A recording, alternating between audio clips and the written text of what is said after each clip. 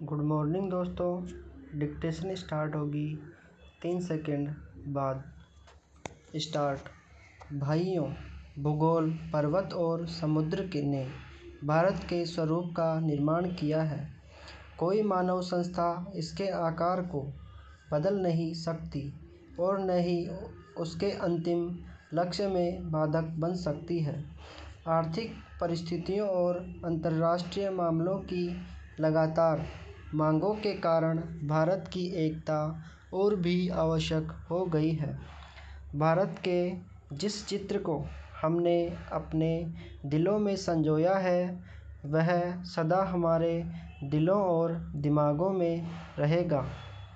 अखिल भारतीय कांग्रेस समिति गंभीरता से यह विश्वास करती है कि जब वर्तमान भावनाओं की उत्तेजना समाप्त हो जाएगी तो भारत की समस्याओं को उचित परिप्रेक्ष्य में देखा जाएगा और भारत में दो राष्ट्रों के अस्तित्व के झूठे सिद्धांत को समाप्त कर दिया जाएगा और सभी इसका त्याग कर देंगे।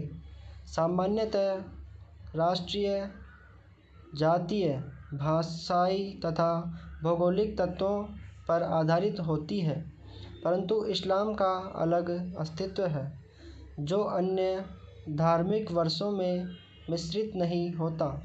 55 वर्ष की स्वतंत्रता, धर्मनिरपेक्ष राष्ट्रीयता के बाद आज भी कई जिम्मेदार मुस्लिम नेता दावा करते हैं कि मुसलमान अलग राष्ट्र है। एक जिम्मेदार दल द्वारा इतने अधिक करुणाजनक और आत्मभ्रामक प्रस्ताव की कल्पना भी नहीं की जा सकती, जितना कि अखिल भारतीय कांग्रेस समिति ने 15 जून 1947 को पास किया था।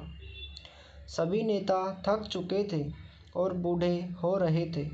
आदर्शवाद की जिस ज्वाला ने उन्हें 26 वर्ष पूर्व प्रेरित किया था, उसका जोश ठंडा होने लगा था। कांग्रेस का विकास सदा ही बदलते नेतृत्व के माध्यम से हुआ था, परंतु पिछले 25 वर्षों में वही नेता कांग्रेस की सत्ता संभाले हुए थे। उनके व्यक्तित्व और उनके त्याग ने उनको जो ख्याति प्रदान की थी, उनको जो बल प्रदान किया था, उसको कोई युवा नेता चुनौती देने का साहस नहीं कर सकता था। विभाजन के विरोध में केवल एक ही स्वर था और वह था गांधी जी का, परंतु वे भी बहुत बूढ़े हो गए थे और उनका स्वास्थ्य भी ठीक नहीं था। उन्होंने अखिल भारतीय कांग्रेस समिति से प्रस्ताव स्वीकार करने के लिए कहा। यदि वे नई कार्यकारिणी समिति और नई अंतरिम सरकार के लिए नए नेता नहीं चुन सकते, प्रस्ताव को पहले कार्य समिति ने पास किया। गांधी जी से विशेष रूप से प्रार्थना की गई थी कि वे उपस्थित हों और सभा को संबोधित भी करें। लेखक अखिल भारतीय कांग्रेस समिति की बैठक में उपस्थित था। गांधी जी का भाषण स्पष्ट रूप से उनके दुख का द्योतक था। उन्होंने कहा कि उनके विचार सर्वविदित हैं, फिर भी उन्होंने अखिल भारतीय कांग्रेस समिति को प्रस्ताव पास करने की सलाह दी। उन्होंने कहा कि अखिल भारतीय समिति को इसे रद्द करने का अधिकार है, परंतु किसी ने इसका उत्तर नहीं दिया। उस समय ब्रिटेन भारत से चले जाने के लिए और अपनी साम्राज्यवादी धाक छोड़ने के लिए बहुत उत्सुक था।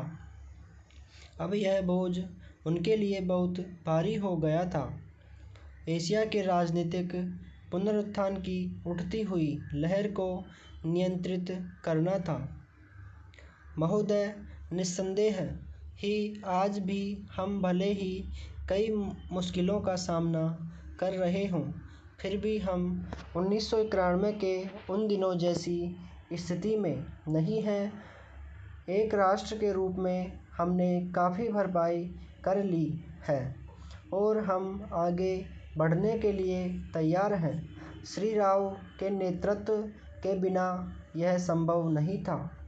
अब यह अटकल लगाना व्यर्थ और मूर्खतापूर्ण भी है कि कोई और नेता होता तो क्या कुछ ज़्यादा और बेहतर किया जा सकता था या नहीं। तथ्य यह है कि वही नेता थे जिनके कारण हम एक ऐसी स्थिति तक पहुंच गए हैं जो देश और उसकी तरक्की के लिए निराप्रद है। हम जिस अवधि से गुजर रहे हैं वह बहुत मुश्किल और हलचलपूर्ण थी। सोवियत संघ के पतन और विघटन से हमारी जो कुछ भी अंतर्राष्ट्रीय स्थिति थी उसका आधार ही खत्म हो गया। ऐसा लगता है कि हमारे देश में कुछ लोग इस घटना का पूरा मतलब नहीं समझ पाए हैं। बेशक यह कम्युनिस्टों और आधुनिक समाजवाद के अन्य समर्थकों के लिए बेहद चिंता का विषय था। इससे उन सभी निष्पक्ष देशभक्तों को काफ़ी दुख हुआ जिनके लिए सोवियत संघ अच्छा मित्र था और अकेली विदेशी शक्ति थी जो हमेशा हमारे साथ खड़ी होती थी। उससे हमें काफ़ी नैतिक और भौतिक समर्थन भी मिला था। हमारे देश में सोवियत संघ के तमाम मित्रों में भी सभी लोग यह नहीं समझ पा रहे हैं कि आर्थिक, वैज्ञानिक और प्रौद्योगिकी के हिसाब से इसका क्या मतलब था और है। जब हमें सख्त ज़रूरत थी तो कोई ऐसा नहीं था जिसकी ओर हम देखते। घबराने और अपने देश को दिवालिया राष्ट्र घोषित करने के बजाय प्रधानमंत्री ने मुश्किलों का डटकर मुकाबला किया, हमें इस संकट से निकालने की व्यवस्था की और साहस के साथ देश को एक नए आर्थिक रास्ते पर अग्रसर किया। कांग्रेस ने अपने चुनाव घोषणा पत्र में इसकी मोटी रूपरेखा न बना ली होती तो बेशक यह संभव न हो पाता। इस घोषणा पत्र के मुख्य निर्माता स्वयं राजीव गांधी थे और इसे तैयार करने में श्री राव उनके मुख्य सहायक थे। देश को संकट से उबारने और नए आर्थिक रास्ते पर ले जाने में बेशक मनमोहन सिंह की देशभक्ति, विद्वत्ता और ख्याति महत्वपूर्ण कारण थे। नई आर्थिक नीति जनता के हित में नहीं है। इस काल्पनिक तथ्य को लेकर काफ़ी हंगामा मचाया जा रहा है। इसके उलट अगर इसे अपेक्षित ढंग से लागू नहीं किया जा रहा है तो इसकी वजह यह है कि जनता के नाम पर हर तरह की आंशिक और कॉरपोरेट मांगें पूरी की जा रही है। प्रधानमंत्री ने दो महत्वपूर्ण तरीकों से नई आर्थिक नीतियां बनाने में अपना योगदान दिया है। सबसे पहले तो उन्होंने नई नीति लागू करने के लिए मध्यम मार्ग अपनाने पर जोर दिया।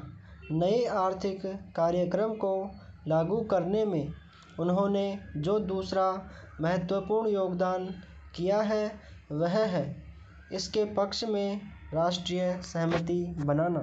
पूर्ण विराम।